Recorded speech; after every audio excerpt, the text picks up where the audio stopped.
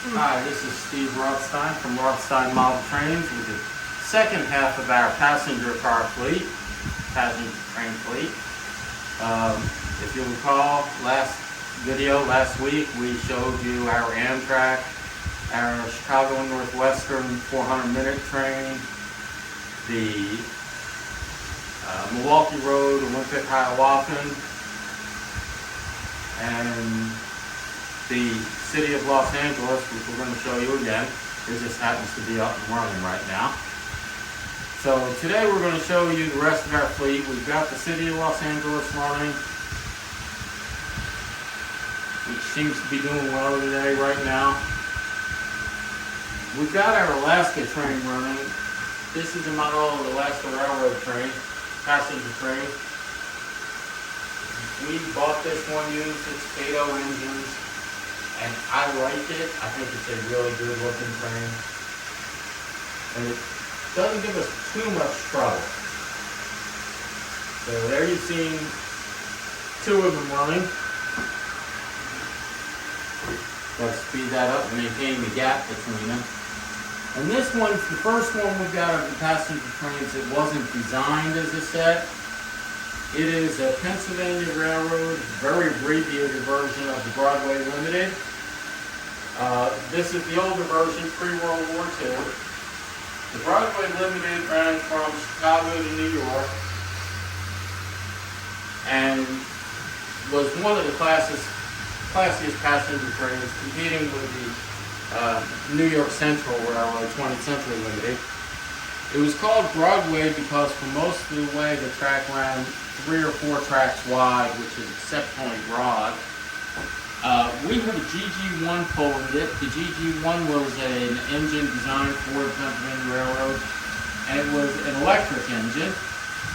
What would happen was they would use steam or diesel to pull the Broadway Limited from Chicago down to Harrisburg, Pennsylvania. New York City had an ordinance saying you couldn't run diesel or steam locomotives into there. They had to have electric locomotives. So they would switch over in Harrisburg to use the GG1s to pull it the rest of the way. We actually have one more car for it right now. It just wouldn't stay on the track today, so we left it off. When I say that this is not a set, it is we bought the GG1 and then found individual Pennsylvania Railroad cars of an appropriate era for it.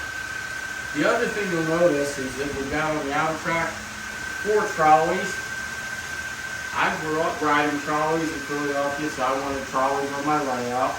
Unfortunately, I couldn't find any of the Philadelphia Transit Company, PTC, markings, which is what I grew up with. So these happen to be designed after the St. Louis Metro markings. But they're the style of trolley I grew up riding, and if you look, you'll find a lot of stories about them, pictures of them on the in old Philadelphia stuff.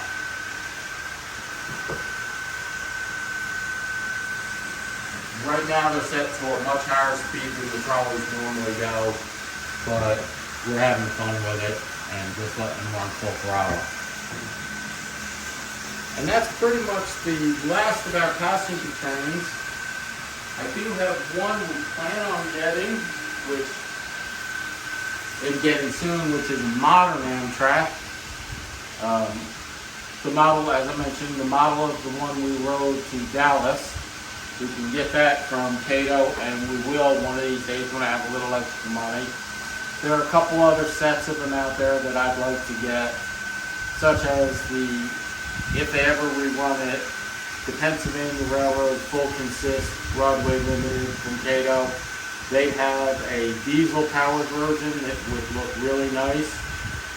They have the 20th Century Limited from New York Central, which is also a very nice train, very classy train when it ran. And we may look at some of the others, the commuter lines.